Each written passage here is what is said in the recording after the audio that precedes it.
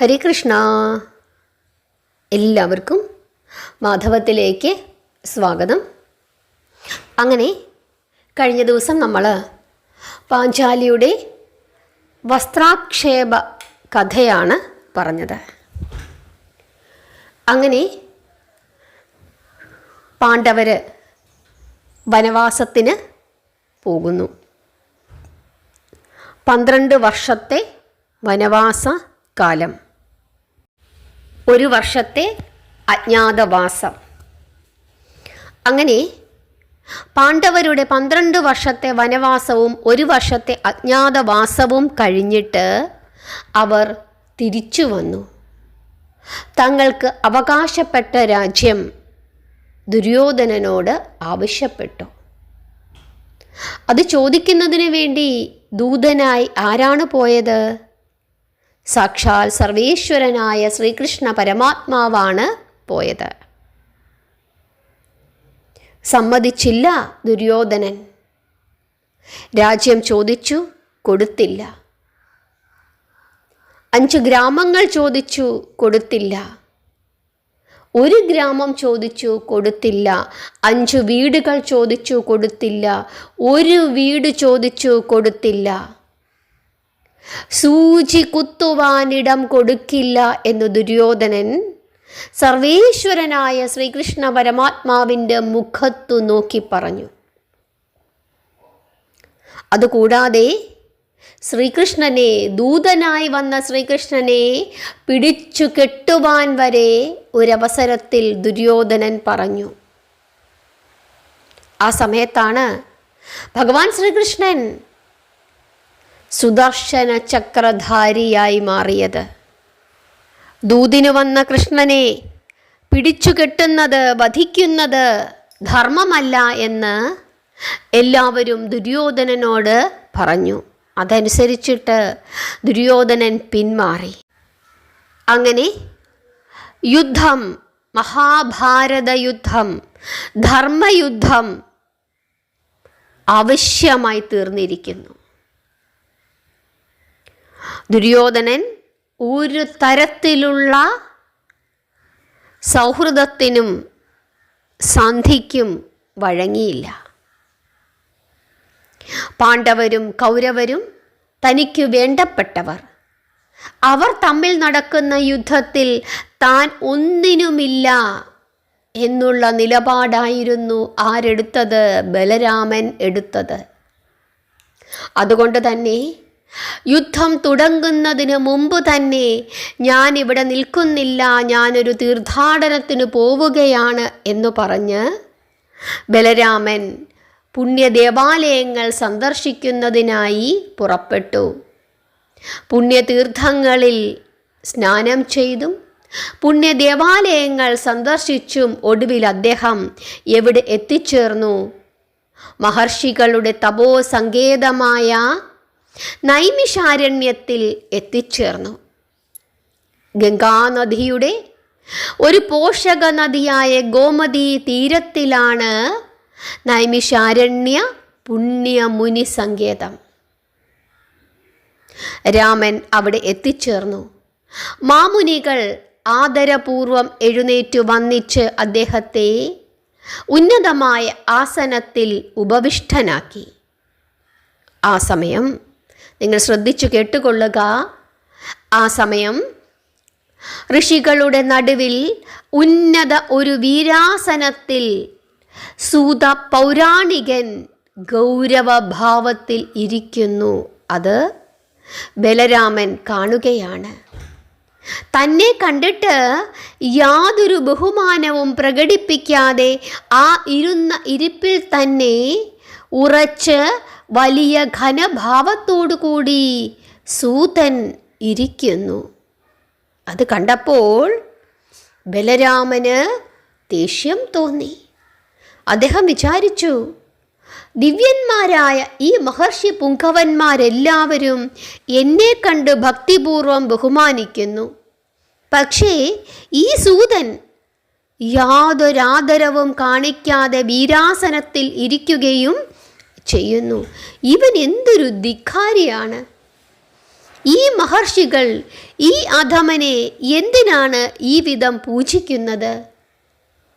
നയവും വിനയവും ധർമ്മവും അറിയാൻ വയ്യാത്തതുകൊണ്ടാണ് ഇവർ ഇവനെ ഇങ്ങനെ ബഹുമാനിക്കുന്നത് എന്നെനിക്ക് തോന്നുന്നു. ഈ മഹർഷികൾക്കും ഇതിൽ യാതൊരു പരിഭവവും തോന്നുന്നതുമില്ലല്ലോ. സർവവന്ധ്യനായ എന്നെ നിസാരനായ ഈ സൂതൻ അപമാനിച്ചു എന്ന് വന്നാൽ അത് എനിക്ക് ആക്ഷേപം തന്നെയാണ്. ഇങ്ങനെ വിചാരിക്കുകയാണ് ബലരാമൻ. കാരണം ബലരാമൻ അവിടെ എത്തിയപ്പോൾ സർവ മഹർഷിമാരും എഴുന്നേറ്റ് അദ്ദേഹത്തെ പൂജിച്ചു. പക്ഷേ നിസാരനായ ആ സൂതൻ മാത്രം അങ്ങനെ ചെയ്യുന്നില്ല. അദ്ദേഹം ഇരിക്കുന്നു. ഇവൻ എത്ര ദുഷ്ടനാണ്, ഇവൻ എത്ര അഹങ്കാരിയാണ്. എൻ്റെ അവതാരത്തിൻ്റെ ഉദ്ദേശവും ദുഷ്ടനിഗ്രഹം തന്നെയാണ്. അതിനാൽ ഇവൻ വധിക്കപ്പെടേണ്ടവൻ തന്നെയാണ് എന്ന് ചിന്തിച്ചുകൊണ്ട് ബലരാമൻ ഒരു കുശപ്പുല്ല് പറിച്ചെടുത്ത് അതിൽ നിന്നും ഒരു ദിവ്യാസ്ത്രം മന്ത്രിച്ച് അതിൻ്റെ അഗ്രത്താൽ ശ്രേഷ്ഠമായ സൂതപൗരാണികനെ വധിക്കുകയാണ്. അങ്ങനെ ബലരാമൻ ആ സൂതനെ വധിച്ചു. ശാന്തം പാപം, വിജ്ഞാനത്തിൻ്റെ മകുടം ഇതാ തകർന്നു കഴിഞ്ഞിരിക്കുന്നു എന്ന് മഹർഷികൾ മുറവിളി കൂട്ടി. ലോകവന്ധ്യനും സകല ജനപൂജ്യനും വിജ്ഞാനനിധിയുമായ സൂതപൗരാണികനെയാണല്ലോ അങ്ങ് വധിച്ചത്. സമസ്ത വേദവേദാന്തങ്ങളും ഉപനിഷത് സാരങ്ങളും ഹൃദിസ്ഥമാക്കിയിട്ടുള്ളവനും വേദവ്യാസ ശിഷ്യരിൽ പ്രമുഖനും വ്യാസപ്രോക്തങ്ങളായ മഹാപുരാണങ്ങളെ മഹർഷികളായ ഞങ്ങൾക്ക് ഉപദേശിച്ചു തരുന്നവനും ദിവ്യനുമായ ആ പുണ്യാത്മാവിനെ അങ്ങ് വധിച്ചല്ലോ. അത് സാഹസമായി പോയി. വെറും ഒരു കാടനെ പോലെ അങ്ങ് പ്രവർത്തിച്ചല്ലോ. എന്തൊരു കഷ്ടമായി പോയി എന്ന് മഹർഷികൾ നിലവിളിക്കുവാൻ തുടങ്ങി. അവതാര പുരുഷനായ അങ്ങേക്ക് ഈ മഹാത്മാവിൻ്റെ രഹസ്യം അറിയുവാൻ കഴിഞ്ഞില്ലല്ലോ. എന്തൊരത്ഭുതമായിരിക്കുന്നു. ലോകരക്ഷകനായ ഭഗവാൻ ശ്രീകൃഷ്ണ പരമാത്മാവിൻ്റെ ജ്യേഷ്ഠനല്ലേ അങ്ങ്? അതുകൊണ്ട് ഞങ്ങൾ അങ്ങയെ ശപിക്കുന്നില്ല. ബ്രഹ്മാസനം നൽകി ഞങ്ങൾ അദ്ദേഹത്തെ പൂജിക്കുന്ന സമയത്താണ് അങ്ങ് കയറി വന്നത്. അതുകൊണ്ടാണ് അങ്ങയെ കണ്ട് അദ്ദേഹം എഴുന്നേൽക്കാതിരുന്നത്. അസുരവൈരിയായ മുകുന്ദൻ്റെ ആനന്ദകരമായ കഥാമൃതം പകർന്നു തന്ന് ഞങ്ങളെ അനുഗ്രഹിക്കുവാൻ തുടങ്ങുന്ന സമയമായിരുന്നു ഇത്. അങ്ങയുടെ സ്ഥാനത്ത് അനുജനായ ശ്രീകൃഷ്ണ ഭഗവാനാണ് ഇവിടെ വന്നിരുന്നതെങ്കിൽ ഈ ധന്യാത്മാവിൻ്റെ മുമ്പിൽ അദ്ദേഹം സാഷ്ടാംഗ പ്രണാമം ചെയ്യുമായിരുന്നു. എന്തൊരു കഷ്ടമായിപ്പോയി അങ്ങിത് ചെയ്തത് എന്ന് പറഞ്ഞുകൊണ്ട് ആ മഹർഷികൾ കരയുകയാണ്. അപ്പോഴാണ് ബലരാമന് താൻ ചെയ്തു പോയ തെറ്റിൻ്റെ കാഠിന്യം മനസ്സിലാകുന്നത്. അദ്ദേഹം പശ്ചാത്തപിച്ചു. അദ്ദേഹം പറഞ്ഞു, മഹർഷി പുങ്കവന്മാരെ, നിങ്ങൾ എനിക്ക് മാപ്പ് നൽകൂ. എൻ്റെ അപരാധം ക്ഷമിക്കണം. ഞാൻ എന്തു ചെയ്യണമെന്ന് നിങ്ങൾ ഉപദേശിച്ചാൽ ഞാൻ അപ്രകാരം ചെയ്യാം. ഇങ്ങനെ ബലരാമൻ താപസന്മാരോട് പറഞ്ഞപ്പോൾ അവർ ഇങ്ങനെ പറഞ്ഞു, മഹാത്മൻ, ഇദ്ദേഹം ഞങ്ങൾക്ക് ഹരികഥ ഉപദേശിക്കുവാൻ സന്നദ്ധനായി വന്നവനാണ്. ആ കഥയ്ക്ക് വിഘ്നം വരാതെ അത് കേട്ടാൽ കൊള്ളാമെന്ന് ഞങ്ങൾക്ക് ആഗ്രഹമുണ്ട്. അതുകൊണ്ട് വധിക്കപ്പെട്ട സൂതനെ അങ്ങ് ഞങ്ങൾക്ക് ജീവിപ്പിച്ചു തരണം. ഇതാണ് മഹർഷിമാർ പറഞ്ഞത്. അപ്പോൾ ശ്രദ്ധിച്ചു കേട്ടുകൊള്ളുക. സൂതൻ്റെ ശരീരത്തിൽ നിന്നും പുത്രഭാവത്തിൽ ഒരു നവസൂതനെ ബലരാമൻ തൻ്റെ ദിവ്യശക്തിയാൽ ഉത്ഭവിപ്പിച്ച് ഉഗ്രസ്രവസ് എന്ന പേരും അദ്ദേഹത്തിന് നൽകി.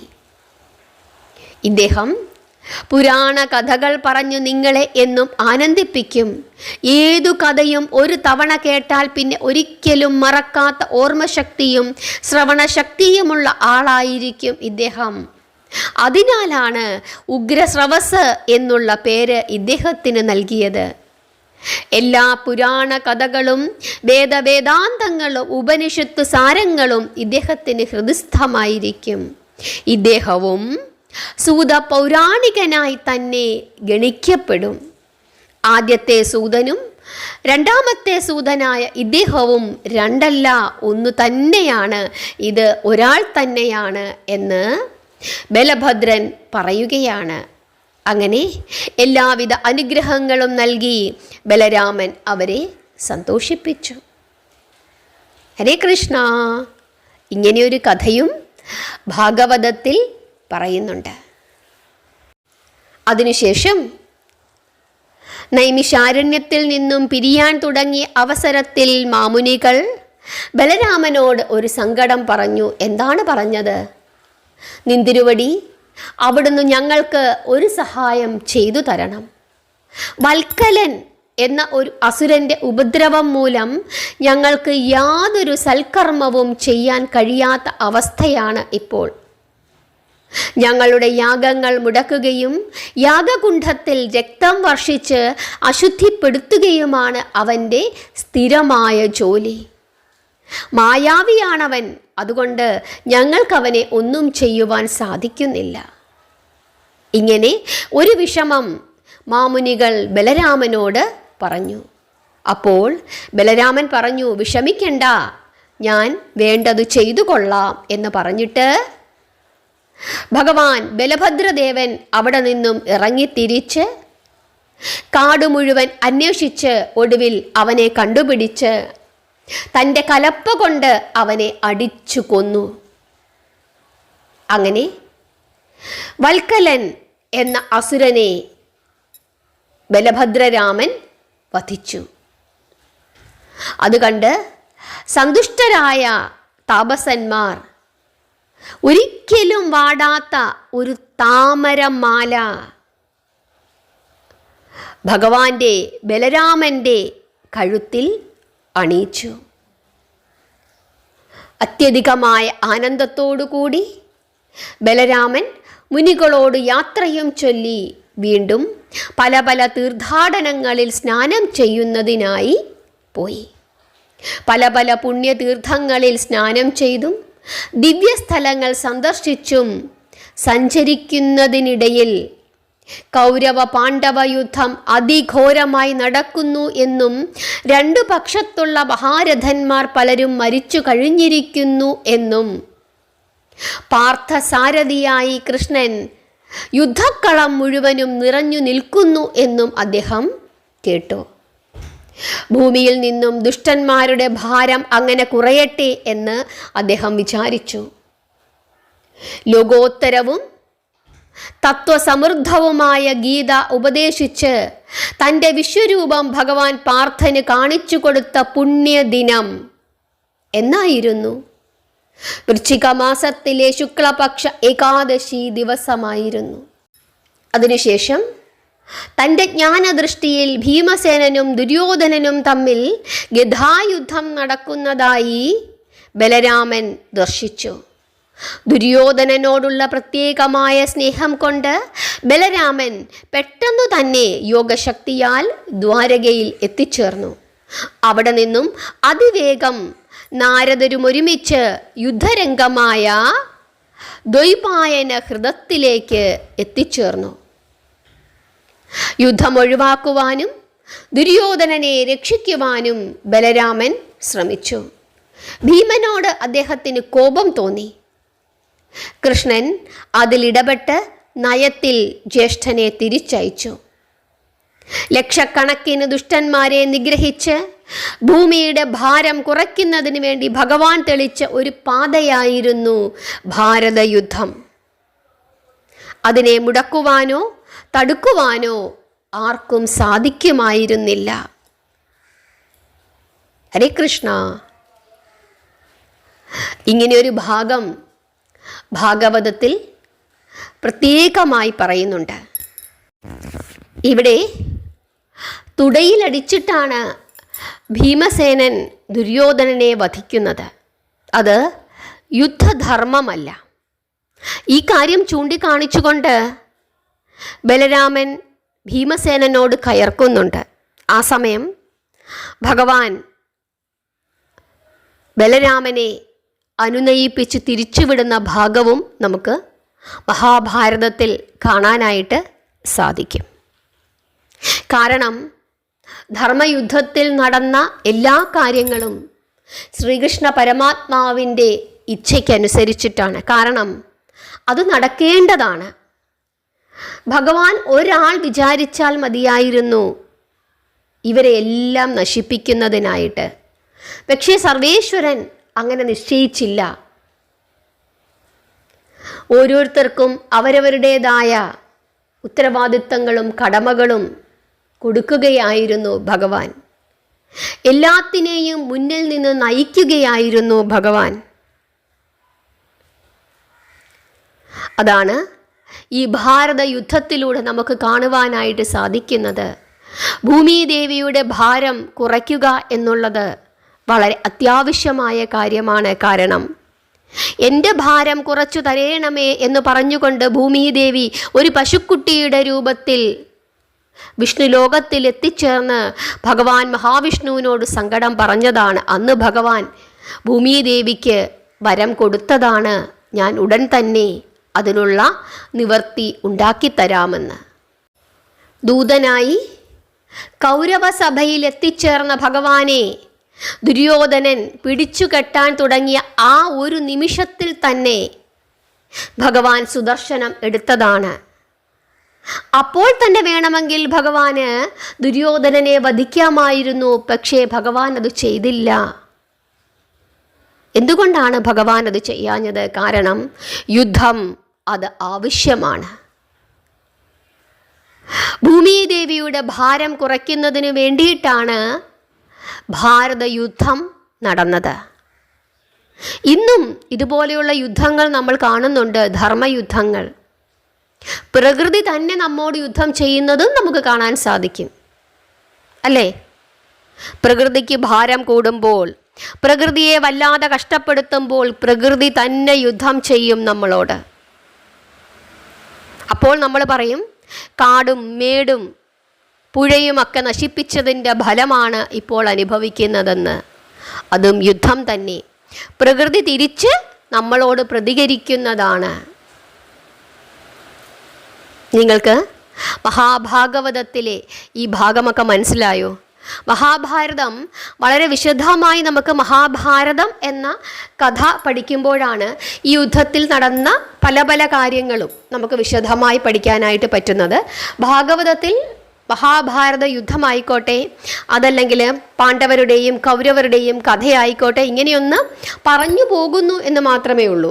വിശദമായി അത് നമുക്ക് മഹാഭാരതം എന്ന കഥാഭാഗത്തിലാണ് പഠിക്കേണ്ടതായിട്ടുള്ളത്. അത് നമുക്ക് പാണ്ഡവരുടെയും കൗരവരുടെയും അല്ലെങ്കിൽ പാണ്ഡുവിൻ്റെയും ഒക്കെ ജനനത്തിന് മുമ്പുള്ള ഭാഗം മുതൽ പഠിക്കേണ്ടതായിട്ടുണ്ട്. നിങ്ങൾക്ക് ഭാഗവതം കഴിഞ്ഞിട്ട് നിങ്ങൾക്ക് ആവശ്യമുണ്ടെങ്കിൽ ഞാനത് മഹാഭാരതം കൂടി നിങ്ങൾക്ക് കഥയായിട്ട് പറഞ്ഞു തരാം. വളരെ മനോഹരമായ കഥകളാണ് അതൊക്കെ. നിങ്ങൾക്ക് ആവശ്യമുണ്ടോ ഇല്ലയോ എന്നുള്ള കാര്യം നിങ്ങൾ പറയുക. കാരണം ആദ്യം മുതൽ അത് നമുക്ക് പഠിക്കേണ്ടതായിട്ടുണ്ട്. അംബിക, അംബാലികമാര്, സത്യവതി, ആ കഥ മുതൽ നമുക്ക് പഠിക്കണം. ഇടയ്ക്ക് ഞാൻ കുറച്ച് ഭാഗങ്ങളൊക്കെ പറഞ്ഞു തന്നിട്ടുണ്ട്. നമ്മുടെ പ്ലേലിസ്റ്റിൽ കിടപ്പുണ്ട് ചാനലിൽ, മഹാഭാരതം എന്ന് പറഞ്ഞ ഫോൾഡറിൽ. പക്ഷെ ഒന്നും കൂടി വേണമെങ്കിൽ നിങ്ങൾക്ക് അടുക്കിന് ഞാനൊന്ന് പറഞ്ഞു തരാം. നിങ്ങൾക്ക് ആവശ്യമുണ്ടോ ഇല്ലയോ എന്ന് പറയുക. എന്തായാലും കഥ കേൾക്കാൻ നിങ്ങൾക്ക് ഇഷ്ടമാണ് എന്ന് മനസ്സിലായി. ഇങ്ങനെ കഥകൾ കേട്ടുകൊണ്ടേയിരിക്കുക. ഇനി വളരെ വിശേഷപ്പെട്ട ഭാഗങ്ങളാണ് ഇനി വരാൻ പോകുന്നത്. കാരണം ദ്വാപരയുഗത്തിൻ്റെ അവസാന കാലഘട്ടം, ഭഗവാന്റെ സ്വർഗാരോഹണം, ആ ഭാഗങ്ങളിലേക്കൊക്കെ നമ്മൾ അടുത്തുകൊണ്ട് വരികയാണ്. നിങ്ങൾക്കെല്ലാവർക്കും ഇഷ്ടപ്പെടുന്നുണ്ട് എന്ന് മനസ്സിലാകുന്നുണ്ട്. നിങ്ങളുടെ അഭിപ്രായങ്ങൾ പറയുക. നാമം ജപിച്ചുകൊണ്ടേയിരിക്കുക. എല്ലാവരെയും ഭഗവാൻ അനുഗ്രഹിക്കട്ടെ. ഹരേ കൃഷ്ണ.